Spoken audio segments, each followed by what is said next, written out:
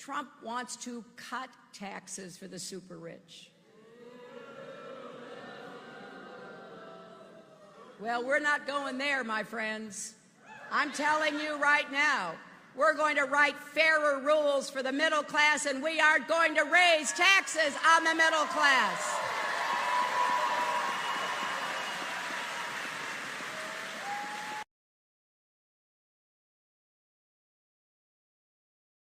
Today, Donald Trump unveiled his plan to spark GDP growth and wage increases, and while getting America's fiscal house in order and getting to balanced budgets. Watch this. I am proposing an across-the-board income tax reduction, especially for middle-income Americans. It will present a night and day contrast to the job-killing, tax-raising, poverty-inducing Obama-Clinton agenda. All of our policies should be geared toward keeping jobs and wealth inside of the United States. Under my plan, no American company will pay more than 15% of their business income in taxes. We will make America grow again. Joining us now with reaction, senior trade advisor to the Trump campaign, Dan Domenico is with us, as well as Trump's National Finance Committee chairman. Member, it's Anthony Scaramucci. All right, I'm going to go through numbers where we were, where we are, and I want everyone to pay attention at home. Because if you're thinking about voting for Hillary, she wants to continue Donald Trump's policy. So let's look at the numbers if we can.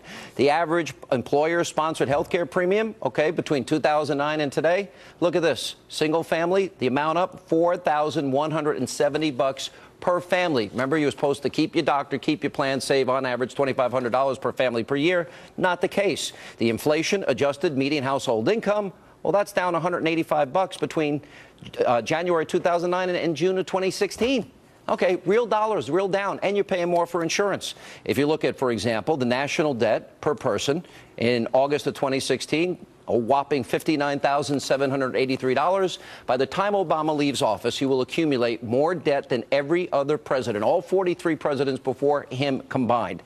You want to look at food stamps under Obama? Look at these numbers. In January of 2009, 31.9 million. Today, 44.39 million. Look at all the millions of Americans now on food stamps. Labor force participation, the lowest numbers since the 1970s. And that means more people out of work, and they don't count those people in the unemployment numbers that you're fed every month because they don't count the chronically unemployed and those that have given up looking for work. All right, let's talk a little bit about the black community. If you look at food stamp use for black Americans, it's up 58%. Labor force participation rate, 20% increase in the black community of those out of the labor force. Staggering numbers and statistics. If you look at the number of African Americans in poverty, that's up 8% under Obama, 8.2% to be exact. Number of African Americans, as I said, up by almost 20% that are out of the labor force. Home ownership rate for African Americans is down 4.6%. By the way, the lowest home ownership rate in 51 years. And this is the slowest recovery since the 1940s, for crying out loud. Median household income is also lower for African Americans under Obama. As you can see up on the screen, 1.5%. All right, so real simple. We have a doubling of the national debt. We have millions more in poverty and on food stamps. Labor force participation lowest in all of these years. You have the worst recovery since the 40s, if you want to even call it a recovery, lowest home ownership in 51 years. Hillary's going to do the same. Why would... You left out one thing, Sean. You've created more billionaires. So what typically happens in a left-leaning society is that the rich get very, very rich. They cipher off the top. And then the lower and middle class continues to struggle. And so when you have left-leaning policies, you have to judge them by what they actually do as opposed to their intentions. That's what Milton Friedman always said. And so the plan that the plan that Donald Trump is putting out is a brilliant plan because it inspires confidence. It's simple. It's easy to understand for the small business person, and it'll give people the opportunity to start consuming again, which will drive the consumption clock and growth in the United States. Dan, let's look at what Trump laid out today. We'll put it up on the screen. 15% corporate tax. I also like the idea of all these multinational corporations. There's not millions, there's not billions, but there's trillions of dollars parked overseas that they won't bring back to this country because of the confiscatory taxation that they would face if they brought that money back. You lower the rate, you incentivize them to bring it back. That means they'll invest in research and development, they'll invest in manufacturing centers, they'll invest in factories. That's jobs for Americans. All right, 15% corporate tax, end the death tax, renegotiate some bad trade deals like NAFTA, stop TPP, repeal and replace Obamacare. Hopefully competition will lower the amount of money families are now paying, up nearly $5,000 a year, and lift energy restrictions. How many jobs can be created in the energy field alone, high-paying jobs, and we have the benefit of national security because we're not counting on countries that hate our guts for that lifeblood of our economy. Sean, everything you say is 100% accurate. The jobs are in the hundreds of thousands, if not millions. One thing I'd like to say about Trump's speech today. The title of his speech was an America First Economic Plan, Winning the Global Competition. That's very key, because what he has proposed in the four main principal areas he focused on of taxes, trade, regulatory reform, and energy is all designed to work together to improve our ability to compete in the global economy. Not to run from it, not to be isolationist, but to actually go out there and compete and win in such a way that it benefits every American, not just the richest people in America and not just the multinational corporations. Most of America has been left behind. Well, let's take a look. 95 million people. Trump talked about it today. Detroit, per capita income under $15,000, about half the national average. 40% of their city residents live in poverty, over 2.5 times the national average, Anthony. The unemployment rate, more than twice the national average. Half of all Detroit residents don't work. This is one of our greatest cities. You look at Detroit, Baltimore, all Democrat run, and those cities tend to still vote Democratic. Well, now because they're on the poverty maintenance dependency, Sean, and that's why they're voting Democratic, because they know they're going to get that lucre from the government. What you need to do in cities like that is create free enterprise zones, give them a school choice, which Mr. Trump talked about today, and create new infrastructure for them, and you'll see those cities regrow. That could be a very, very vibrant city in 10 years. They're bulldozing entire neighborhoods and consolidating services. You see homes on eBay for $1. But it's not the only city. You've got Newark right across the river. It could be New York, Sean, if we're not careful here. Well, very scary. Thank you both. Dan, Anthony, thank you. Joining us now with more. Former 2016 Republican presidential candidate, former Texas Governor Rick Perry. You know, Governor, I have often applauded the job creation in your state of Texas while you were governor. If we didn't include nationally the jobs created in Texas, there would have been net negative job growth in Obama's term in office. How do you turn this around? What did you think of Trump's speech, and how do you compare it to the last 8 years? Well, it was spot on, and it was also simplistic, and I think that's really important. For almost 14 years, from 2001 through 2014, there was an experiment, if you will. The 12th largest economy in the world put tax policy into place, regulatory policies into place, public school policies into place, legal policies into place, and it exploded.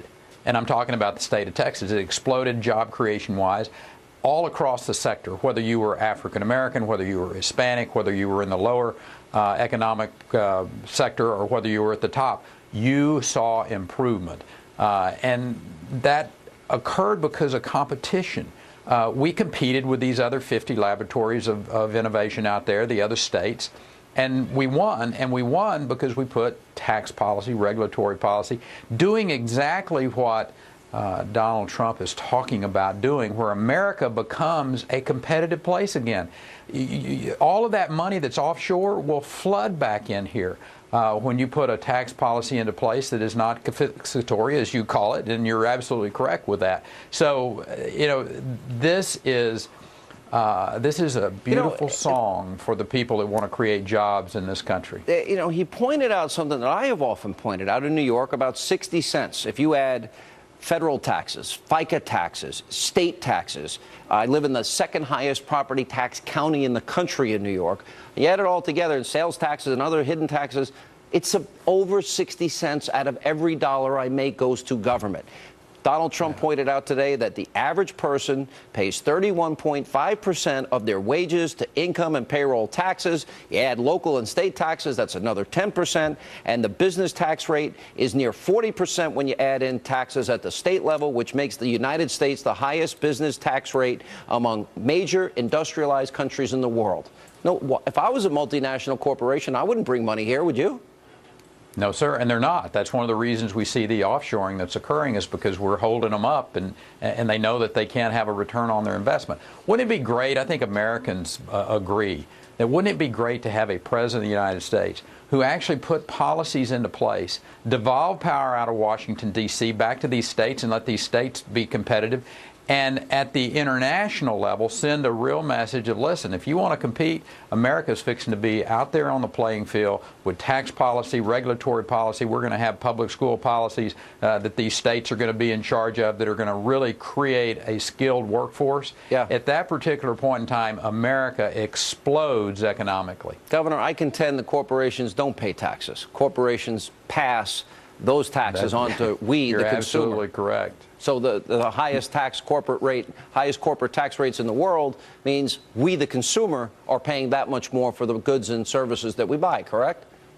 Well, we drive these companies offshore. I mean, listen, they have a bottom line, and look at what happened in California. We went and recruited businesses out of California and other states too, but California was where the fishing was the best, and you fish where the fish are. So when you overtax, overregulate, and overlitigate, guess what? Yeah. They're going to look for places to go, and that's exactly what Donald Trump's done. When you add the military side of this and building this military back up and securing this country, economics, military, securing the border, securing this country, that's what Americans are looking forward to. Donald Trump talked about 2,000 new regulations since Obama's been president. I used to see you a lot in New York. You came to New York, and Rick Scott came to New York, and Bobby Jindal came to New York, because you were stealing New York businesses and saying there's a better economic climate down in Texas. How many businesses were you able to persuade to move down there?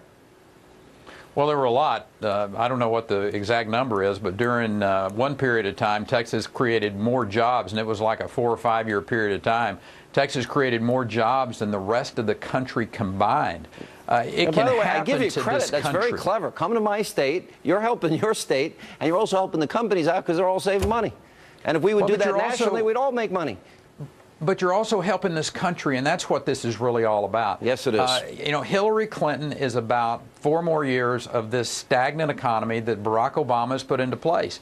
I mean, he doesn't know how to create jobs because he never created one in his life. I think it's time to have a president of the United States that understands how to do this. All right, Governor, good to see you. Thank you. Congratulations on that great success story. Coming up, Iran executes a nuclear scientist, the rogue regime in Tehran, claiming he was spying for the U.S. Plus, in the emails that were on Hillary Clinton's private server, there were conversations among her senior advisors about this gentleman.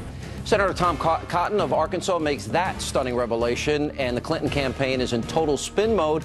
We'll check in with retired Lieutenant General Mike Flynn. He'll weigh in on that, and also later tonight. The whole place is cracking up. And the next day in the newspaper, it said, Trump throws baby out of arena.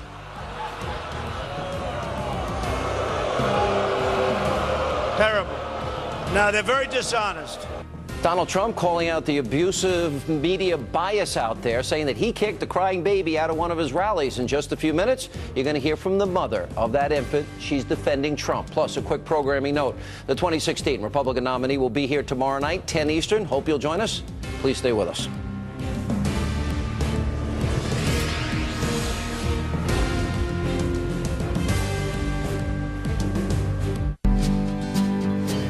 Everyone has got a dream. You know what I mean?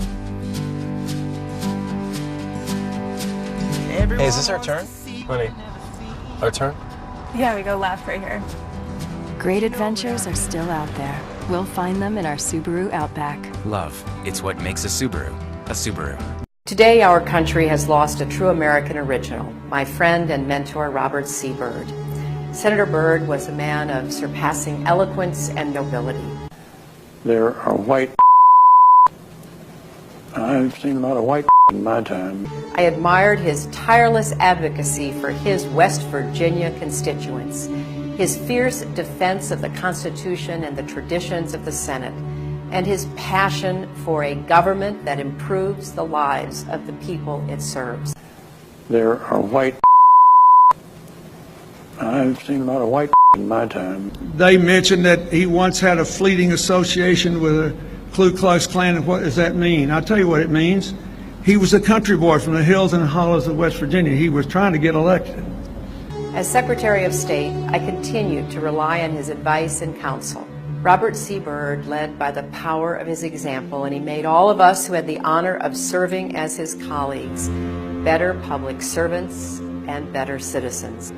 Robert C. Byrd left such a legacy.